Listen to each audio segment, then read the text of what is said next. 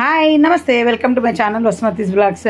వంకాయ మీద కొత్త ఎక్స్పెరిమెంట్ చేశానండి. ఎప్పుడు వంకాయతో నేను ఇక్కడ నార్త్ ఇండియన్ స్టైల్లో బేగన్ భర్తా చేస్తాను కదా, అలా చేయకుండా మా పాప కొత్త రెసిపీ చేయమన్నది. ఇంకా ఆమె ఇచ్చిన రెసిపీలు ఆమెనే చేయమన్నా, నేను తెచ్చుకున్న రెసిపీ చూసి నేను చేస్తానని. కానీ పొద్దున మా వారికి లంచ్ బాక్స్ ఇవ్వాలి, నాకు ఆ కొత్త రెసిపీ చేయడం హడావిడి. వాంగిబాత్ వండినాను. ఇంకా వాంగిబాత్లో వంకాయలు వేస్తే మా పిల్లలు తినరు, మా ఆయనకు నాకు ఇష్టము.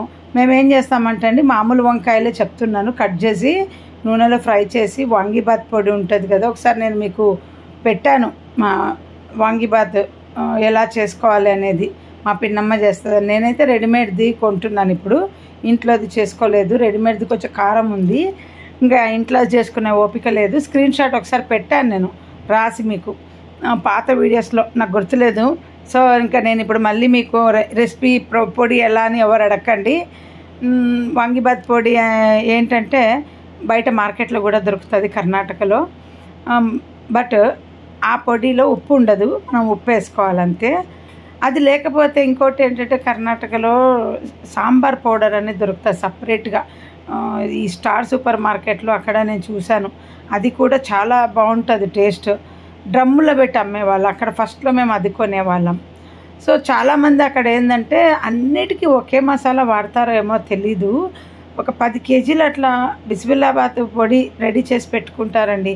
అదేదో సాంబార్ పొడి, సారీ బిస్మిల్లాబాత్ కాదు, సాంబార్ పొడి టపర్వేర్ది 8 కేజీల డబ్బా ఉంది. దాని నిండా ఆడిచ్చి పెట్టుకుంటారండి మా ఫ్రెండ్ వాళ్ళు. నేను అడిగేదాన్ని, దేనికంటే సంవత్సరానికంట. ఒక సంవత్సరానికి అంత సాంబార్ పొడి వాడతారా అని. తర్వాత అర్థమైంది, మా ఆయన అంటాడు వీళ్ళంతా బిస్మిల్లాబాత్లు అదే పొడి వాడతారు, అన్నిటికీ అదే పొడి వాడతారు, నాకు అందుకే ఇక్కడ వాళ్ళ బిస్మిల్లాబాత్ నచ్చదు, సాంబార్ పొడి వేస్తారు, సాంబారు రైస్ తిన్నట్టుంటుంది అని అంటారు. మా పిల్లలు కూడా నేను చేసే బిస్మిల్లాబాతే నచ్చుతుంది. సో ఇంకా నేను ఆ వాంగిబాత్ పొడి పొద్దున మా ఆయనకి ఇలా నూనెలో కాల్చి పైన స్ప్రింకిల్ చేసి ఇచ్చానండి. ఎందుకంటే చిన్న వంకాయలతో చేస్తాను. ఒక హాఫ్ నీళ్ళల్లో పెట్టేశాను అన్నీ కట్ చేసి ఇట్లాగా.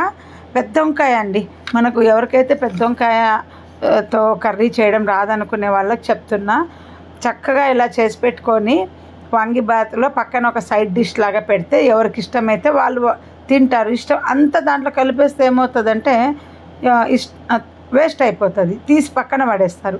యాక్చువల్గా నా కిట్టి ఫ్రెండ్ చెప్పిందనమాట, మేము కర్రీ లాగా కూడా చేసుకుంటాము, వంకాయలు ఫ్రై చేసి వాంగిబాత్ పొడి స్ప్రింకిల్ చేసుకొని ఎప్పుడన్నా కర్రీ లాగా వాడుకుంటామని.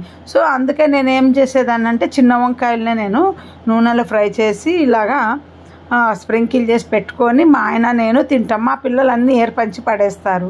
దాని మీద మసాలా అంతా ఉంటుంది కదా, దానివల్ల ఏంటంటే మాకు కొంచెం స్పైసీ సెట్ అవుతుంది, పిల్లలకు స్పైసీ ఉండకూడదు.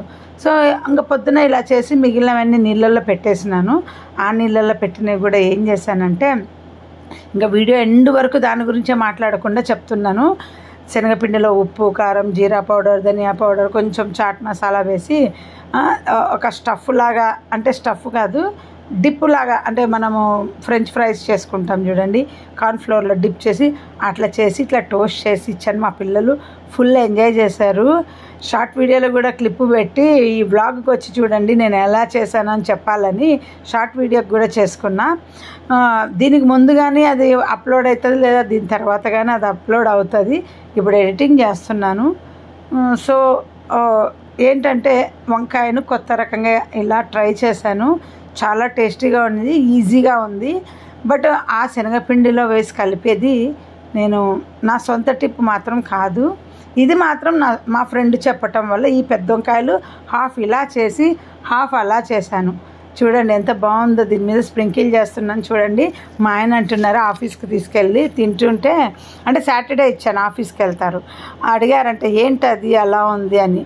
ఒకరు టేస్ట్ చేసి చాలా వాంగిబాత్ పెట్టించాను అనమాట, అందరు తింటారులని. నేనే ఎక్కువ తినేసాను, ఎవరు తీసుకోలేదు, రాలేదు ఎక్కువ ఆఫీస్కు అనేసి ఇలా స్ప్రింకిల్ చేసి ఒక టేస్ట్ చేసి పప్పు ఎంత టేస్టీగా ఉంది అనేసి అన్నారంట. మా ఇంట్లో వాళ్ళంతా దీన్ని ఫిష్ అన్నారనమాట. నేను ఇట్లా చేస్తే ఫిష్ చేసినావు అని, ఎందుకంటే నెక్స్ట్ చేసేది కూడా ఉంది. సో అలా ఫిష్ అనుకోకండి, ఆ మాట మర్చిపోండి. నార్మల్గా వంకాయ చేసి పెట్టండి. యాక్చువల్గా ఇట్లనే కాదండి చేయాల్సింది, రౌండ్ స్లైసెస్ కట్ చేసి చేయాలనుకుంటే. బట్ అదేంటంటే నాకు ఈ షేపు కట్ చేసేసుకున్నాను. తుంచుకోవటం ఈజీగా ఉంటుంది. ఆ రౌండ్ షేపు తుంచుకోవటం కొంచెం ఇబ్బందిగా ఉంటుంది కదా, అప్పుడు రౌండ్ షేప్ కట్ చేస్తే డబల్ అవుతుంది. ఇవి 2 పీసులు 1 పీస్ అయిపోతుంది. అందుకనేసి ఈ షేప్ కట్ చేశాను. సో అది కూడా నెక్స్ట్ మీకు ఈ వీడియోలో కంటిన్యూ చూస్తూ ఉండండి. అది కూడా మన రెసిపీ కాదు, ఆ శనగపిండిలది ఏవో వీడియోలు చూశాను, ఎక్స్పెరిమెంట్ చేశాను అనమాట. సో ఇంకా మీరు కూడా యూట్యూబ్లో చూసి ఏదైనా ఎక్స్పెరిమెంట్ చేసి తినండి, వెరైటీగా. ఒక్క వీడియో ఛానల్ను పట్టుకొని వాళ్ళు చేసే వంటలే అని కూర్చోకండి. నాలాంటి వాళ్ళ వీడియోలు కూడా చూసి ఎక్స్పెరిమెంట్లు చేస్తూ ఉండండి. కొందరు ఉంటారండి ఒకే ఛానల్ వాళ్ళ వీడియోలు బాగుంటాయని వాళ్ళవే. అలా నా ఛానల్ కాదు, నేను కూడా రకరకాల ఛానల్స్ చూసి కొంచెం మన సొంత బుర్ర వాడి యాడ్ చేస్తుంటాను అనమాట. వంటలు క్రియేట్ చేస్తుంటాను. మీరు కూడా చూసిన వంటను చూసినట్టు కాకుండా మీ సొంత ఐడియాను క్రియేట్ చేయండి. ఇంకా ఇదిగోండి ఇదే అలా మీకు అంతా కలిపేది చూపిలా, కానీ చెప్పేదైతే చెప్పిన మన సొంత వీడియో అయితేనే నేను ఎప్పుడు కూడా డైరెక్ట్గా చూపిస్తాను. ఇది నాది కాదు కదా, సో మీకు బిఫోరే చెప్పేసిన. నీళ్ళల్లో మధ్యాహ్నం వరకు ఆ వంకాయలు అట్లాగే పెట్టేసినానండి, ఏం అవ్వలేదు, నల్లగా అవ్వలేదు. యాక్చువల్గా నేను విన్న వీడియోస్లో రకరకాల మనుషులు ఇదే రెసిపీని రకరకాలుగా చూపించినారు. సో నేను నా సొంతంగా ఇలా చేశానన్నమాట. చపాతీ తావాలోనే కాల్చేసా. ఎమర్జెన్సీకి మనకు సడన్గా గెస్ట్ వస్తారు, కర్రీ ఏం లేదు అనుకున్నప్పుడు ఇలా పెద్ద వంకాయలు ఉంటే ఈ ప్లాన్ చేసేసుకోండి. లేదా వెరైటీగా తిన్న ఫీలింగ్ ఉండాలంటే ఇంకా ఏం కర్రీ, దీంట్లో అయితే అండి ప్లెయిన్ రైస్తో తినచ్చండి. మేము పొద్దున్న తిన్నది వాంగిబాత్లో, ఇది మాత్రం మా పిల్లలకు ప్లెయిన్ రైస్ చేసి ఇలా ఇచ్చేసాను అనమాట. ఇంకా ఇవాళ మా పని మనిషి గురించి మాట్లాడుకుందాం. పాపం పని మనిషికి ఒక ఇల్లు వెళ్ళిపోయింది. లేదు ఏంటంటే వాళ్ళు ఎగ్జాంపుల్ అందరూ ఇలాంటి పనులు చేస్తుంటారు చాలామంది అని చెప్తున్నాను. ఆమె ఏమనింది, తొందరగా వస్తుంది, రకరకాల మాటలు చెప్తుంది, ఏదో ఊరు పోయింది అది ఇది. మా పెద్ద పాప ఎప్పుడో చెప్పేసింది ఆమెకు ఇల్లు పోయినట్టుంది, మనకు చెప్పటం లేదు అని. సరే అని నేను మొన్న అడిగిన, ఏమి ఇల్లు పోయింది అన్న. అవును ఇది పోయింది. ఎందుకు ఆమె తీసేసిందను అంటే నేనే మానేసి. ఏమి అంటే ఆమె తిన్న ఎంగిలివన్నీ టేబుల్ మీద పెట్టింటుంది, పొయ్యి దూడ్చమంటుంది, ఉట్టి గిన్నెలు కడిగే జీతంలోనే ఇవన్నీ చేపిస్తుందంటే అప్పుడు ఎక్కువ ఏమని అడగచ్చు కదా అంటే, లేదు నేను అడగలేదు, బట్ నేను చేయనని చెప్పేసి వచ్చేసినాను అని. బట్ నేను అన్నాను, అట్లా ఎందుకు మానుకున్నావు, నువ్వేమో లోన్ తెచ్చుకున్నావు, దానికి డబ్బు కట్టాలి కదా, ఒక ఇల్లు పోయిందంటే నీకు 2000 పోయినట్టే కదా అంటే, దొరుకుతుందిలే దేవుడు ఉన్నాడు, నువ్వు గ్రూప్లో పెట్టు, మీ గ్రూప్ ఉంది కదా అని. నాకు తెలియదు తల్లి, నేను హిందీ దాన్ని కాదు, నేను పెట్టనన్నా. మళ్ళీ పోనీలే పాపం అనేసి గ్రూప్లో పెట్టనేనన్నా. మళ్ళీ ఆమె ఫోన్ చేస్తే చెప్పు కొంచెం ఎక్కువ ఇస్తే చేస్తానని, అదే దాంట్లోకి ఎక్స్ట్రాలన్నీ అంటే ఏమంటుందంటే తొక్కలన్నీ తీసేసి మళ్ళీ నేను నానబెట్టుకొని అన్నీ నేనే చేసుకోవాలి అంటుంది. నాకు ఎన్ని నెలలు చేయబట్టే 4 నెలల నుండి చేస్తుందంట. అందరు అన్నారు ఆమె ఇంట్లో అంతే, ఎవరు వచ్చినా కానీ వెళ్ళిపోతారు ఉండరు అని అన్నారంట. నేను మనసులో అనుకున్నా, ఈ ఢిల్లీకి వచ్చాక నా ఇంట్లో కూడా అంతే, వచ్చిన వాళ్ళు వెళ్ళిపోతారు అంటే అర్థం నేను ఎక్కువ పని చేపిస్తున్నానా అని కాదండి, నేను ఎక్కువ జీతం ఇస్తున్నందుకు నాకు వెళ్ళిపోతున్నారు. రీజన్ ఏంటంటే అండి, ఇక్కడ మా ఆయన బెంగళూరు నుండి ఇక్కడికి రాకముందే నాకు ఫోన్లో చెప్పినాడు, ఇక్కడ కొన్ని రూల్స్ ఉంటాయి, పని మనిషికి ఇంతే జీతం ఇవ్వాలని, ఏవి పడితే అవి నువ్వు ఇష్టం వచ్చినట్టు పెట్టడం కుదరదు చూడని నన్ను ముందే గైడ్ చేసి పెట్టినాడు. అక్కడ నీ ఇష్టం వచ్చినట్టు ఎక్కువ జీతం ఇస్తాను అనకూడదు అని అంటే, సరేలే అన్న. అంటే బట్టలు గిట్టలు కూడా ఇట్లాంటివన్నీ ఇవ్వకూడదు వాళ్ళకు, ఇక్కడ ఎవరు ఒప్పుకోరు అని. అంటే ఈ సొసైటీ కాదు, వేరే సొసైటీలో నుండి మా ఆయన ఉండేవాళ్ళు ఆ రూల్స్ చెప్పాడు. బహుశా ఇక్కడిది కూడా అయిండొచ్చు.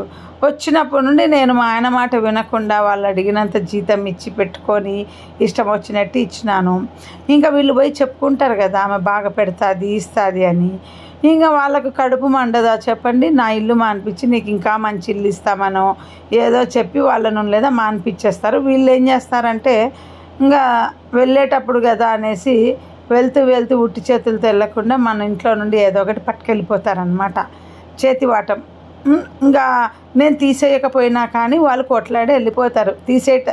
గుర్తుపడతాను అనుకున్నారు, ఎందుకో తెలియదు కానీ చాలామంది నా ఇంట్లో ఒక్కొక్క మనిషి ఒక్కొక్క దొంగతనం చేసి మానేసింది అనమాట.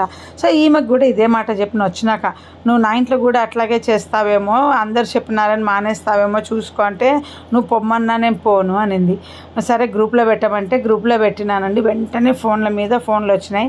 కానీ ఎన్ని ఇల్లులు వచ్చినాయి అబ్బాయి, మాకు బాగా దొరుకుతుంది, నా ఇల్లు ఎగరగొడుతుంది అనుకుంటే తీరా చూస్తే ఒక్క ఇల్లు కూడా దొరకలేదు. ఏమంటే ఎవరు కూడా కరెక్ట్ జీతం ఇవ్వట్లేదు. నెక్స్ట్ మాట్లాడుకుందాం.